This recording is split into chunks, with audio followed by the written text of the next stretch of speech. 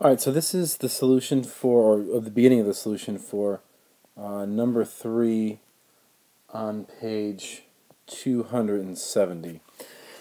All right, so the goal is so this is a velocity graph, and they want us to use 4 rectangles to find, and use MRAM midpoint rectangles to find the change in the change in position from 0 to 4 seconds.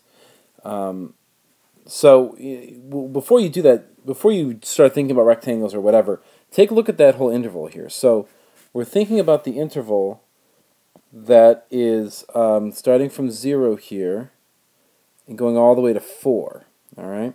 So we want to break that up into 4 rectangles, and they told us that they want those rectangles to be of equal width. So that means that there's going to be, it's really, in this case it's nice because they line up on the integers. Okay, so those are sort of the sort of edges of the rectangles that we're going to have to draw.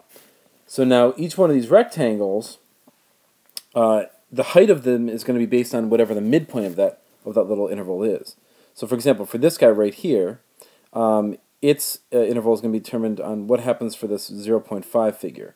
So to figure out how high that goes, you plug that into the function and it tells you how high that goes. Same thing here, same thing there, and then same thing for this last guy right there.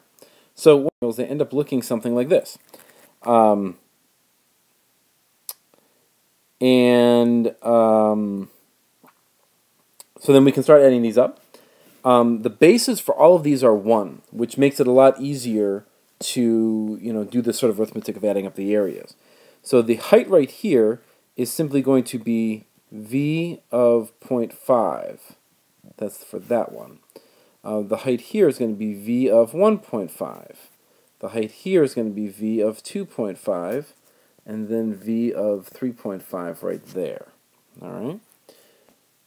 So to call that out, we want 1 times 1/2 squared plus 1 plus 3/2 squared plus 1 plus 5/2 squared plus 1 plus 7/2 squared plus 1. If you work out all that arithmetic, and it can be done by hand, it's not too bad, it should work out to about, exactly actually, 25. Now that does not mean that that's the exact area of the figure, but it should be pretty close. And if you look at the geometry of it, you can kind of figure out exactly how close it is.